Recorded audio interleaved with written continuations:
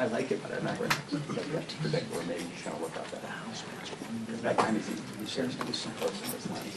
He'll look up over there. 45 minutes. Yeah. That's another 15. Yeah, right, yeah.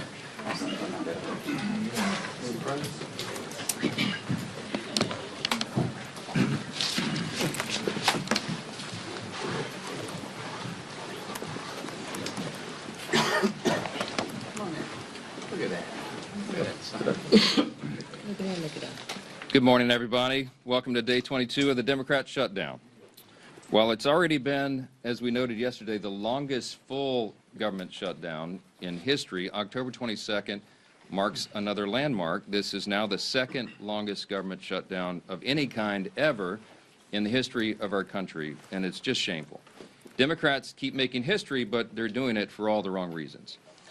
The contrast is the split screen, and I've referenced that at this podium a few times already, but I just think it's an important thing to point out, because that contrast between the two parties grows more glaring with each passing day, and you can look at all the evidence for yourself. There is, of course, a literal split screen every day. You've got Republicans and Democrats out all over the airwaves, burning them up, speaking directly to the American people, but you'll note that there's a key difference between the messages of the two sides. The Republicans are all repeating the same simple truth, and that is why that message is resonating with the American people, and that's what the polling indicates. At the same time, on the other side, the Democrats are doing their very best to obscure and create distractions from that simple truth. So the reason that we find it important to come out here every day and repeat again the same simple truth is because they're trying so hard to cover that up. But there's also a figurative split screen. There's a literal one, but it's figurative as well. And I just wanted to spend a moment this morning and talk with you about that. On one side, you have the Republican Party, the party that controls the White House, the Senate, and the House. We call that unified government. It's the party that won the popular vote in every single swing state and made deep inroads with voters new to the Republican base. And we received that mandate gratefully, and we went immediately to work. So since the election in November, just in the last 9.5 months of this Congress, which began in January, Republicans have delivered incredible results for the American people. And we could stand up here and spend an hour going through just the bullet points and highlights of all that, but we put a few on the handy chart over here. But just think of what's been accomplished in the last 9.5 months. A couple of things listed here. We passed the historic Working Families Tax Cut, one of the most landmark pieces of legislation ever passed by the U.S. Congress for the benefit of the American people. We slashed taxes for hardworking Americans, geared for the lower and middle class earners who needed that assistance. We cut hundreds of billions of dollars in fraud, waste, and abuse from government. We solved the border crisis. We are working now to solve the crime crisis in major cities around America. We strengthened Medicaid. We improved health care access, and we lowered premiums with our legislation. We have restored peace through strength, thanks be to God, and we are ending wars around the globe. And we've restored common sense to a government that sorely needed it. That's part of the mandate that was given to us by the American people in the fall. And most recently, we did our jobs, and we passed a clean, nonpartisan CR to keep the government open for the people. Now look on the other side of that figurative split screen as demonstrated here. The lights are out. It's all dark. Why? Because what the Democrats have accomplished in 9.5 months is a government shutdown. A couple other things sort of related to that. You know, they have made a lot of TikTok videos. We give them credit for that. They've also assaulted law enforcement officers. One of them's on trial for that. They've openly embraced and rallied with communists and socialists, most recently across the country on Saturday. They voted to raise taxes on millions of hardworking Americans at the worst possible time. They have voted against reducing fraud, waste, and abuse in government, and they have now voted, collectively, Democrats in Congress have voted 12 times to keep the government closed down. But it doesn't stop there. The Democrat shutdown is a glaring example of just how far the Democratic Party has strayed from common sense. Remember the simple truth here. It was over a month ago now that we passed the Republicans passed the clean, short-term, continuing resolution. It's nonpartisan. No gimmicks, no tricks, no riders, no partisan Republican policy priorities added to that. It's 24 pages in length, as we've discussed so many times, and it is very, very simple. Why? Because It was a very simple good faith effort on our part to preserve our ability to keep negotiating on the full year funding bills. And of course, the other big issues facing the American people. So we wanted to keep the lights on. But what did the Democrats do?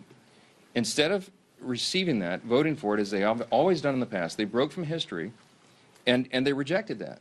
And they offered a counterproposal. Ours was a clean CR. We call theirs a dirty CR, and you all know why. Because they added $1.5 trillion in new spending that would be a mandate, including hundreds of billions of taxpayer dollars for health care for illegal aliens.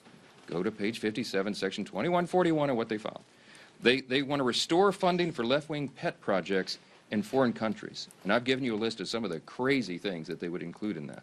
$500 million for liberal news outlets like NPR and PBS on the backs of taxpayers, and the removal, remember, they wanted to eliminate the $50 billion that Republicans got signed into law by President Trump on July 4th to prop up our rural hospitals. And here's the kicker. The Democrats can't even agree on what they want right now. If you polled congressional Democrats on what it would take to reopen the government, you would not get a uniform answer.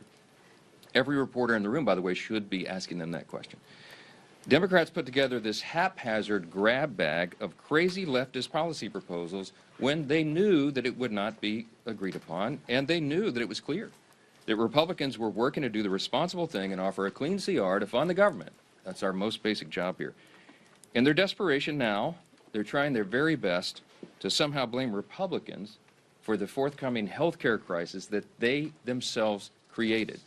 By way of just very quick review, for the record, because they're trying to obscure this as well. Let's remember the true origins of the boondoggle that is American health care under Obamacare. Democrats wrote that bill. They passed it into law without a single Republican vote. During the COVID pandemic, Democrats created temporary Obamacare credits, again, without a single Republican vote. Democrats then voted to extend those credits. They set the expiration date on it. And then when they held the majority in the Senate, it was Democrats who chose not to extend those credits beyond this year. Now, as we approach their own self-imposed expiration date, now they are breathlessly insisting to you, and on all the interviews, that somehow it's a Republican crisis. Give me a break. The facts are the facts. We are up here sharing the simple facts and truth. And as John Adams said, facts are stubborn things. Democrats are the ones who manufactured this entire situation without a single Republican vote, and now, when the chickens are coming back home to roost, they're trying to blame the other team. It is utter nonsense, and you should call them on it. That's the job of the press, and continue to do that every single time. Clearly, this is a complicated issue, this whole health care subsidy thing, and there's hundreds of different views on it, as I've explained. So Republicans cannot and will not solve it in a backroom deal. Chuck Schumer has been suggesting that 4 leaders should go into a smoke-filled back room like they used to do in the old days and create this solution. It's not a possible thing to do. It was never appropriate. It's not possible to put on a continuing resolution because it's such a complex issue. Issues of this magnitude deserve deep thought and deliberation. That's how this system works here. And as soon as Chuck Schumer reopens the government, all of our members will have an opportunity to engage in the very important discussion of how to make Obamacare affordable. But we won't engage in Democrats' hostage-taking, nor will we pay a ransom. We certainly won't engage in their unserious proposals as long as Democrats continue to act like unserious lawmakers. I'm just going to say this morning, enough is enough. And with us today with the leadership team are 2 leaders in Congress. One is Chairman Bruce Westerman of the Committee on Natural Resources. And we also have with us Congressman Mike Simpson, who's our lead appropriator for the Department of the Interior, which funds and oversees our beautiful national parks. Both are here today to share an update on how this shutdown impacts all those operations. But I'll note, as I bring Chairman Westerman up first, that when President Obama shut down the national parks, the National Mall in 2013, it was a real hardship for the American people. And the Trump administration is trying to handle this differently. They've gone to great lengths as much as they can to protect Americans' access to our national parks, while Democrats continue to hold government funding hostage. They'll have more to share on that, the experts on the subject, and I'm happy to bring them up now. Thank both these gentlemen for their hard work. I'll turn it over to Chairman Westerman. Yeah, bud. Thank you, Speaker. And Good morning, everyone. First off, I want to say thank you to the thousands of federal employees across the country that are still in the field, going to work every day, oftentimes without pay, to do their jobs to steward and protect our public lands, from Park Service to Forest Service Rangers to Fish and Wildlife officers and all the other management and support staff doing their jobs in uncertain times. Thank you. Leadership starts at the top. And I commend President Trump, Secretary Burgum, and Secretary Rollins for the job that they've done and for their leadership in keeping our public lands open to the public. It's not always been that way during shutdowns, as the Speaker mentioned. But this can't continue indefinitely. Despite all the extraordinary efforts being made, at some point, without funding, the public lands will not be accessible to the public.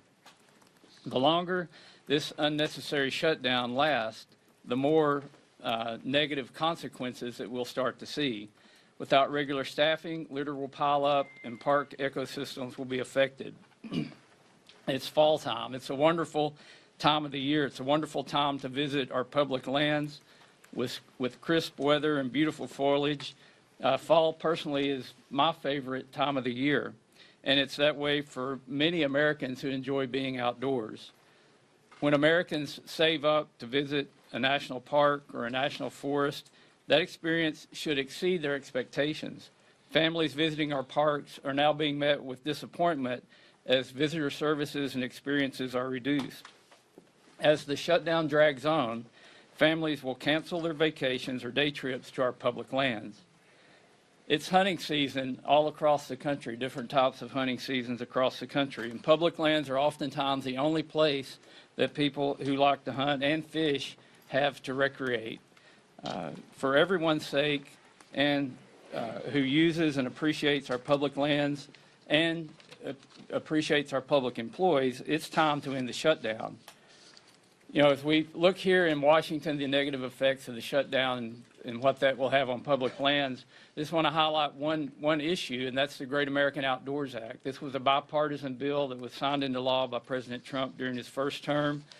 It's something that there's a lot of bipartisan support to work on right now.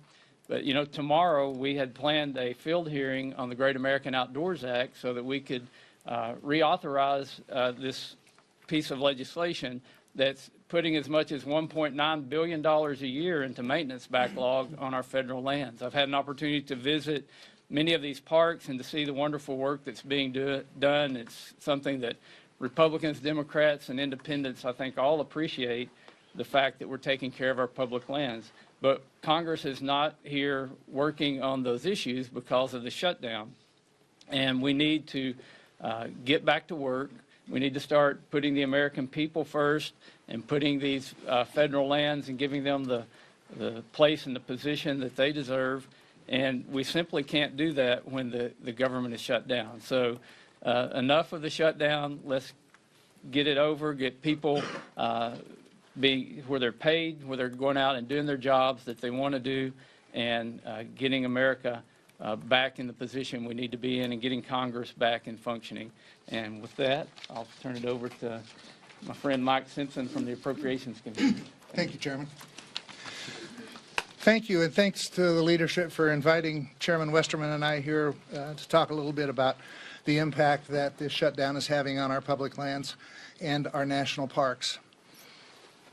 I couldn't agree more with House leadership, their position on this shutdown. House Republicans, as you are well aware, did not shut the government down. We voted to open the government and not shut it down. It's the House Democrats and the Senate Democrats that are voting to shut the government down and keep it shut. We gave them exactly what they wanted. We gave them a clean CR, no gimmicks, no policy writers, short term. There were people who wanted this to go on until January or February. They wanted a short term. That's exactly what they got. And then surprisingly, they reversed themselves and voted against it. This shutdown is causing and potentially causing even more damage for the American people. While the Democrats in their press conferences say how much they care about the American people, that they're fighting for the American people, when you look at the impacts of what they're doing, clearly the evidence is the reverse of that. They don't really care about the American people. What they care about is keeping their leadership positions, and that's exactly what's happening. They say that they care about federal employees. The fact that we have furloughed federal employees that aren't getting paid, clearly the evidence shows that they don't really care about federal employees. This is about two leaders trying to keep their jobs, and that's unfortunate. You know, our national parks are our historic treasures. Ken Bird's called them America's best idea. The Park Service goes to great lengths to protect our resources, and the park police provide critical safety measures for our visitors in our national parks. Under the Democrats' shutdown, the lack of funding for staff and maintenance projects could cause irreparable damage to these national parks. Some people say, well, it's the end of the year. Most of the national parks are visited during the summer. Last year, we had 331 million people visit our national parks. They are truly America's best idea, in my view. In October of last year, we had 28 million people visit our national parks. 28 million. In just October. I agree with Chairman Westerman. I think it's the best time of year to visit our national parks with the colors changing, warm days, cool nights, all that kind of stuff. I love Yellowstone in October and actually in November when you get there and you see the first snowfall and a few things like that. It's a great time to visit our national parks. But we have families who have been planning to visit our national parks for years sometimes, putting aside the resources, that are now canceling their visit to our national parks because of this shutdown and the impact that it could potentially have on their vacations. Unfortunately, that's very damaging. We know many people who are canceling their trips. But this administration is trying to keep the national parks open. Unlike the Obama administration when there was a shutdown, they actually put tape around the open air monument, the World War II monument, so that people that came in, veterans that came in to see it, couldn't visit the open air monument. They tried to make it as painful as possible. This administration is trying to do just the reverse. They're trying to keep the parks open, they're trying to keep our public lands open, and trying to make it as least painful as possible. But it's going to get more and more painful as time goes on. I applaud this administration for their efforts to mitigate the impacts that this is going to have on our national parks. As I said, 28 million Americans visited our national parks in October, 24 million in November. So they were used all year long, whether it's just the great parks out in the west, Yellowstone and Glacier and Yosemite and Grand Canyon, or whether it's the Everglades in Florida or Arcadia in Maine. These national parks are a treasure to America, and our Americans love them. There's one other thing I would like to say. You've all heard us as appropriators, and actually as all Republicans have said, we need to get back to regular order. You all know what that means. What it means for those listening is that we pass bills, individual bills, we bring them to the floor, we go through the amendment process, we go to conference, and then we bring a conference report back between us and the Senate. This leadership team, we haven't done that for about 15 to 20 years. This leadership team that you see behind me has moved us in that direction more than any team I've seen ever. We are actually ready to go to conference with 3 bills right now that have passed the House. The Speaker plans on bringing, and the Majority Leader plan on bringing up the rest of the appropriation bills and trying to get back to regular order. You can't do that overnight. It takes some time. But they have moved us in that direction, and we will get back to doing it the way that it should be done, where we do individual bills, we conference them with the Senate, we bring them back to pass them. So I applaud this leadership team and the efforts that they're making, but we can't do it while the government is shut down. We need to open this government back up, and yes, there are many other issues that need to be debated and worked on. We can't work on those. As Westerman said, Chairman Westerman, can't have hearings and that type of stuff when we're shut down. So we need to change that. We need to open this government back up, get rid of this stupid Schumer shutdown, the 3 S's, I guess, and let us do our job. That's why we're here. I get a kick out of listening to the press conference from some of my senators saying, well, the House has been on vacation for a month. This is not what I call a vacation. If they think showing up once a day and casting 1 vote is work, they need to come over to the House side and see what we're doing. We're working with our constituents, we're out talking to people, and we're back in Washington doing our job too. So we'll continue to do our job, end this stupid Schumer shutdown, and let us do our job. And now I'd turn it over to the great Majority Leader of the House, Steve Scalise. Thanks. Thank you, Chairman Simpson. Preach it. Appreciate as well Chairman Westerman and the work that these great chairmen continue to do to try to keep government functioning as best as possible in the midst of very difficult circumstances that Democrats themselves created. I do think it's important, as we're at this point, that we look back over the last 9 months and really look at the difference between the two parties in Washington. And Speaker Johnson laid a lot of this out. You can see the poster. But just think about what happens every day here. Republicans wake up every day working with President Trump to try to get this country moving forward, to address and fix problems that, frankly, were created by Democrats. And what does the Democrat Party do every single day? Every day they wake up and just see what President Trump is doing and find a way to oppose it. Doesn't matter what he wants to do. President Trump came into office day one, said he's going to secure America's border, was actually elected on it overwhelmingly. 80% of the American people agreed with President Trump and House and Senate Republicans who said that should be a priority. And we actually set course to do that. And we have done just that, secured America's border. And what did Democrats do every step of the way? They said no. They voted no to secure the border. President Trump said, we're going to try to get our economy back on track. We're going to stabilize the tax code so that no American family has a tax increase. Every American family was facing, on most cases, a 30+% tax increase. President Trump said no family deserves that. Let's stabilize the tax code and have no tax on tips, no tax on overtime, so blue-collar workers can actually have more money in their pockets and empower them to do more for their families. President Trump said that. We agreed. What did every Democrat in Washington say?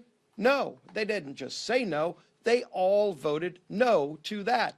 President Trump said we ought to produce more energy in America. Chairman Westerman was at the heart of a lot of those policies. You actually had to change policy to do it. So Congress and President Trump worked together to lower prices at the pump. Every American family today is benefiting from those great policies because they're paying less when they fill up their car every single day. And you would think, gee whiz, that would be a good area where all people in Washington, Republicans and Democrats, come together. But because President Trump said yes, what did every Democrat say? No. Every Democrat voted no to lower your energy costs, just because President Trump said he was going to do it. President Trump also said, I'm going to do something that no president in decades had done, and that is modernize our air traffic control system. It seemed like at least once a month at some airport in America, big, medium, small, there was a near miss where an airplane almost ran into another airplane. In some cases, did tap or run into another airplane. And it was happening because our air traffic control system is still based on 1980s technology. I was actually a student of computer science and learned how to program computers in the 1980s when we had floppy drive disks. You have to Google what that is today because we don't even have them anymore, except where? At all of our major airports across America. LaGuardia running on floppy disks from the 1980s. And President Trump said, we ought to do something about that. We ought to fix it. How about we modernize our air traffic control system? Now, this isn't a new idea. You would say, well, gee whiz, why wasn't that done in the 90s, in the 2000s? For goodness sake, the computing technology on this iPhone is more modern and capability and competently technologically advanced than what a lot of our air traffic control systems are using, except it costs money. It costs billions of dollars.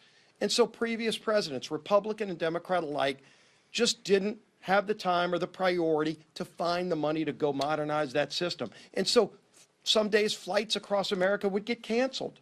It was happening over and over again, at least once a month, anywhere in America, disrupting the lives of American families who just kind of figured, I guess that's just the way it is because government's in charge. Well, Donald Trump said, all right, we're going to change things because that's what Donald Trump does. He finds a problem and he works to fix them. And again, you would think everybody would come together and say yes, except because Donald Trump said it, every Democrat had to say no. And in fact, when we put it in the bill, every Democrat voted no against modernizing our air traffic control system, just because it was Donald Trump's idea. This is a sick and twisted and lost, rudderless ship of a political party. That's who we're dealing with.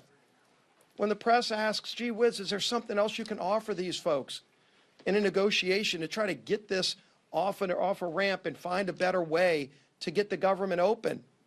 The speaker's told you over and over again, there's something we can negotiate with, but when the party is so rudderless and morally bankrupt that just because President Trump has an idea, the Democrat Party's visceral reaction is just to say no. Right now, he's actually renovating the White House, building a new ballroom.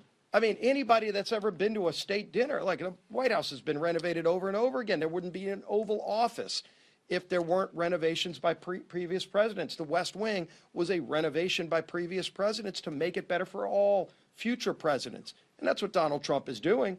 He won't enjoy most of the time of that, but future presidents will, because in the future, when you have a state dinner, when we bring world leaders in, which we do all the time, and you host a president of a foreign country, a prime minister.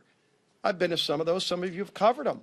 Where do you go? You walk outside of the White House in the rain sometimes to go to a tent, to host a world leader. That's what we do today. And President Trump said that's a disgrace. How about we do better? And not only did he say we were going to build a great ballroom that we can host these events, he funded it privately. He put up some of his own money. And you would think, well, gee whiz, at least they can agree to that. It's not even taxpayer money. It's going to be a permanent renovation that'll enhance the White House for all future presidents. What does every Democrat say? They say no to that. They say no to everything he does because they just are angry about the results of the election from last year. They're upset with the American people because the American people said we want somebody who's going to wake up every day and say, how can I solve Middle East peace? I'm not going to take no for an answer. I'm not going to take the old failed ways of doing it for an answer. I'm going to figure out a way to go do it, and he does. How do I work to help improve the lives of Americans?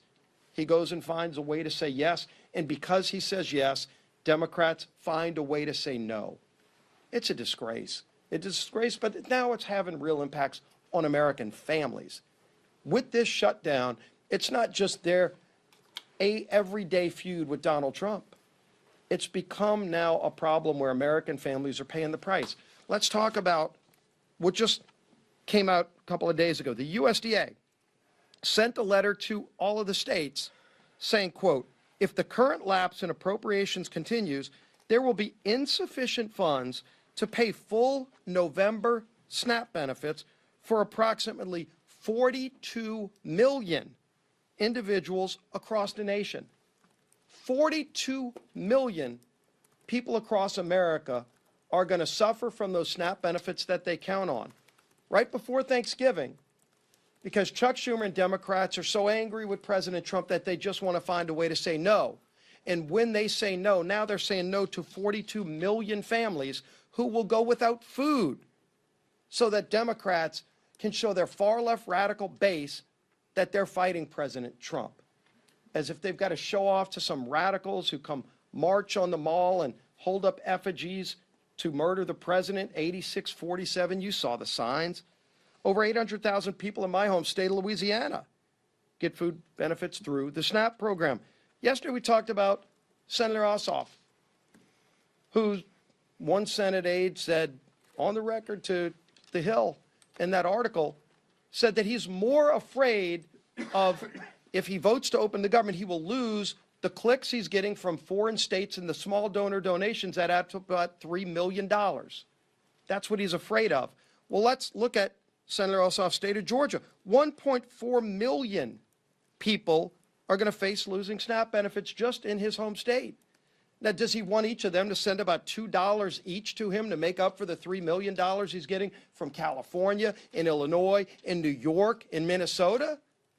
Is that what it's going to take? Because he's causing pain on people in his home state by voting no. Maybe he needs to go on vacation instead of showing up every day, as Senator Simpson said, showing up to vote no to inflict pain on 1.4 million people in the state of Georgia. That's what he's doing. So this is having real impacts on real families. We're here working, and the House has passed the bill, despite 99% of Democrats voting no. Again, President Trump said yes, they say no, doesn't matter what the issue is. And the American people are sick and tired of it because now it's affecting them. Over 40 million low-income Americans are the ones who qualify for SNAP benefits. They're going to be denied food starting in November, according to USDA, because these guys just want to show their far-left radical base that they hate President Trump. It's disgusting, and it's having a devastating impact on millions and millions of Americans across the country. Our whip, Tom Emory.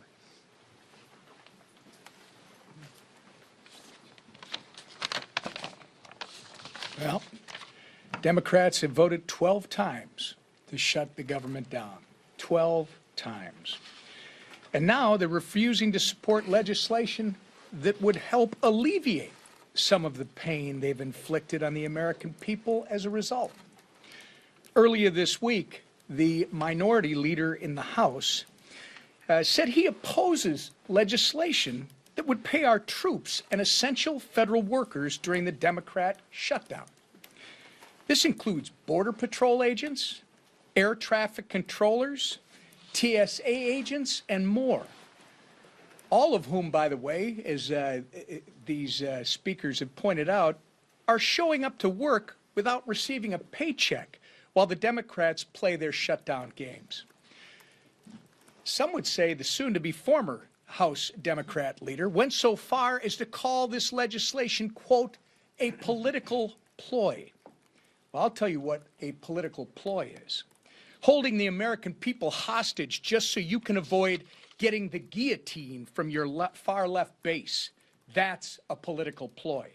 The good news is this madness can end immediately if 5 Senate Democrats would grow a spine, stand up to the radicals in their party, and pass our clean CR and reopen the government. It contains no partisan policy riders, no gimmicks. In fact, it's the same spending levels that Democrats supported just 6 months ago and that you've heard repeatedly they passed 13 times under the Biden administration. We have made this plain and simple. We have made the process as plain and simple as possible. To our Senate Democrat colleagues, it's not too late to do the right and reasonable thing. Pass our CR and reopen the government for the people that you are actually elected to serve. Let's get it done today. With that, Lisa McClain. Thank you, and good morning, everybody. And I think the leader said it best. I think you're right. President Trump could have the cure for cancer, and the Democrats would vote no because it came from President Trump. We have to start looking at the policies, and I think right here explains everything. I mean, Democrats have been playing political theater for 3 weeks with Republicans continuing to work and deliver some results. And here are, again, some examples, some facts. Right? Just a few days ago, Congressman Ryan McKenzie visited a Head Start program that relies on federal funding and delivered food to TSA agents. Congressman Mark Alford visited multiple rural hospitals and healthcare centers. And Congressman Jeff Crank met with credit unions to ask for flexibility with federal employees who are actually missing paychecks. Real families are paying the price for the Democrats' shutdown. And what are the Democrats leveraging the shutdown to get? Ask yourself, what is their leverage? More wasteful spending?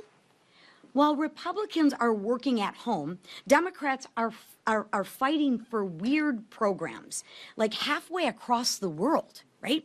Think about it. Just think about it for a minute. They're sacrificing Head Start right down your street to produce Iraq Sesame Street.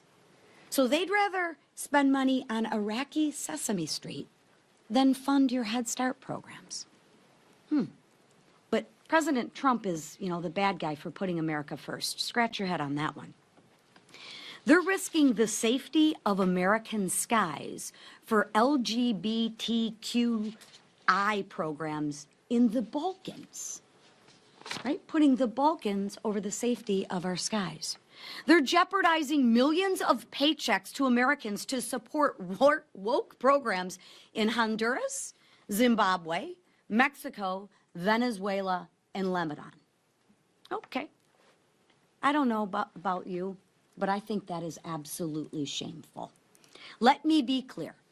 A shutdown should never be used as leverage for more wasteful spending, and especially when that spending isn't here on American soil. But that's what Schumer's dirty deal is doing. You heard me talking about it the other day, and you heard our speaker talk about it, the split screen, clean CR to work for the American people, Schumer's dirty deal CR to work for everybody but the American people. Wasteful spending at the expense of American people is not what this shutdown is about. But I want to let the American people know Republicans will not cave to Schumer's dirty deal. We will not cave to their wasteful spending. We will hold the line, and we will. I promise you, we will continue to work for the men and women and families who serve, protect, and build our great nation. Thank you. Questions? Mr. Speaker. Chad, go ahead. Good morning, thank you. Sir. Can you characterize some of the dissonance inside your conference about the strategies that Republicans have? There was some criticism on the call yesterday saying that this shutdown strategy is old and Republicans need to have a new tack. That was the word that was used. There was one member of the Republican conference. These are supposed to be, confidential off-the-record calls among colleagues, but some of you guys listen in, and I make a pleading at the beginning of every call that you wouldn't do that and wouldn't characterize it, but whoever the leak is, whatever. Beth Van Dyne was quoted. Beth is a dear friend. We've had lots of conversations about this. She was not complaining. It was not dissonance, Chad. She was pointing out that we have a lot of important work to do before the end of the year, and it was a very pleasant, constructive comment about strategy. You all have heard me say from the podium a few times, we're not pursuing a political strategy here. We're not. We're just simply trying to get the government open, and that's why the nonpartisan clean CR was the obvious vehicle to do that. And so we're not making political calculations here. We're making calculations on behalf of the American people. How can we get the government operating as soon as possible so they can get all these vital services and paychecks restored? And that's what this is about. So, I mean, if you called each individual House Republican right now, we're almost 100%, probably 99.8%, okay, of every House Republican understands exactly why we're in the situation we're in. Are we all anxious to get back to work here for regular legislative session? Absolutely. And she wanted the House to come back in the session. No, that's not what she said. If you had listened in directly on the phone, you would know. You can ask She her about wants it. to listen. Okay. No, she said the message is feeling old, and I said, you know what, Beth, you're right, because we come out here and say the same thing over and over every day, but there is a method to that madness, because as I explained in my comments here, we have to repeat the simple truth over and over. Why? Because the Democrats are in an all-out assault on the truth. They're trying to obscure and distract, and you see all the different shiny objects they're trying to make everyone look at every day. I will tell you that the best evidence I have for you this morning, so that you know that the Democrats caused this shutdown, is because if the Republicans were responsible for this shutdown, that would lead the news in every mainstream media outlet every single night. It would be top fold of every newspaper on the front page every single day. Some of the mainstream media outlets aren't even covering it right now. Why? Because they're trying to give cover to the Democrats who have caused this. I mean, look, everybody knows the facts. The American people are not stupid. And we're in here every day appealing to their common sense and relaying the facts. And thankfully, those facts are saturating. Mr. Yes. Speaker, Yeah. just, I do want to point out that this shutdown's led the Today Show for about the last 2 weeks. Oh, good. Thank you for that. Okay. Thank you, Today Show. Thank you. Make sure you're clear about that. Thank Secondarily, some of your Republican colleagues have raised concerns about the Trump administration opening up the market to Argentinian beef farmers, saying that it could prioritize them over American beef farmers. What do you say to your Republican colleagues about that move by the administration, and what are you doing as a Republican Congress to help American farmers, beef farmers in particular? Well, we're doing a lot of work. We had some discussion on that yesterday, and I don't know the latest developments, but I can tell you there have been some over the last 24 hours. Harriet Hageman is one of the members of Congress from Wyoming, and she has lots of cattle ranchers and was articulating some of their thoughts and ideas, and she was connected to USTR and to the White House. And they're having those thoughtful discussions.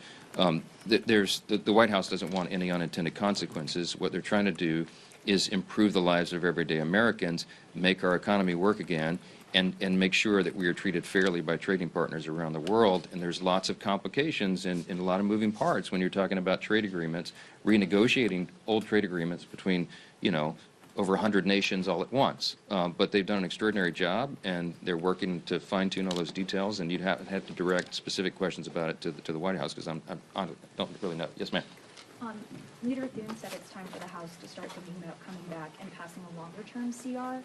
How long should the next CR go until, and would you be open to a year-long CR? No, I'm not sure that's what he said. I mean, he and I visited yesterday for about an hour, and Leader Thune and I are 100% aligned on all of this, as we are with the President. In fact, Leader Thune and I spent some time with the President on the phone yesterday about all this, and I was with the President in the White House the night before for a couple of hours. What we're talking about is that obviously the calendar is being eaten up by all this political nonsense by the Democrats. And I used the word, it's getting a little dicey in here yesterday. Some of you quoted, Chad quoted me, I saw it this morning. I don't know how else to describe it. Look, we're running out of time to do very important, necessary things. And as Mike Simpson, Chairman Simpson pointed out here earlier, as one of the lead appropriators, chairman of one of those subcommittees, he noted that the date of November 21 was decided upon by the experts in the field, the appropriators themselves, in a bipartisan agreement. They agreed they needed 7 more weeks. Some people, as Chairman Simpson noted, some people wanted the CR to go all the way into the middle of next year, and there was all sorts of varying opinions. But the Republicans and Democrats on the Appropriations Committee came together and agreed on that appropriate date, but it was calculated to allow enough time to finish the job. I think all of them, when they decided upon that date, were in good faith, and they said, and the Democrats said to us, please make it clean. Please don't add Republican priorities, because then we can get the job done. We did exactly that. We have been in good faith every single day on this, and they are eating up the clock. So we're getting closer to November. It is going to be more and more difficult with each passing hour to get all the appropriations done on time. We acknowledge that, but we have to decide this on a day-by-day basis. Last question. Yes, ma'am. Second row, right here. Yeah. How comfortable are you with the president apparently seeking $230 million from the Department of Justice? I don't know the details about that. I've just read it. I didn't talk with him about that. I know that he believes he's owed that reimbursement. What I heard yesterday was if he receives it, he was going to consider giving it to charity. I mean, he doesn't need those proceeds. But we're for the rule of law. We're for what is just and right. And it's just absurd that. I mean, as has been noted here several times this morning, they attack him for everything he does. It doesn't matter what it is. This whole dust-up about the White House, just by way of quick review, because I'm an amateur historian, you'll understand, the White House has been renovated many times over the years, you understand. I mean, it was built between 1792 and 1800, right? The British burned it down practically in 1814, and then they rebuilt it in the early 1820s. And ever since, like, we've had many presidents renovate and add things to the White House. Teddy Roosevelt built the whole West Wing. Who was it? FDR, Taft, I think, added the Oval Office. FDR made additions. I mean, Truman put ripped everything up to put a bowling alley in. FDR had added the swimming pool, I think. Barack Obama added a basketball court. President Trump's going to add the greatest improvement to the White House in the history of the building since it was originally constructed in 1800. The ballroom is going to be glorious. It's going to be used for everybody. And by the way, hey, Democrats, if you win the White House back, you get to use it too. This is for the American people, and he's using private funds to do it. How in the world could they oppose that? The only logical reason is because they have Trump derangement syndrome, and that's what explains a lot of this. 2 things. They want to oppose the president, and Chuck Schumer and Hakeem Jeffries are scared that they're going to lose their jobs. We all know that. I've said it over and over. It is an objective fact, and you can see it themselves. I wish that you guys would chase them down and call them up and ask them what it is they're demanding. This madness in the counterproposal, what I told you about, is the offer still on the table? They can't even articulate what they want. You know why? Because this was never about a solution on health care or anything else. This was about a spectacle. It was about a political distraction, and it was so that they could show a fight to the Marxist left in the Democratic Party. Look at the split screen. I'll leave you with that. Thanks so much. Fact check, Brian Nobles. I was watching The fact that I have had to get up at 5:30 every morning. my kid who loves the Today Show always has you on. So he knows, right? You can back me up. I love the Today Show too, to be clear.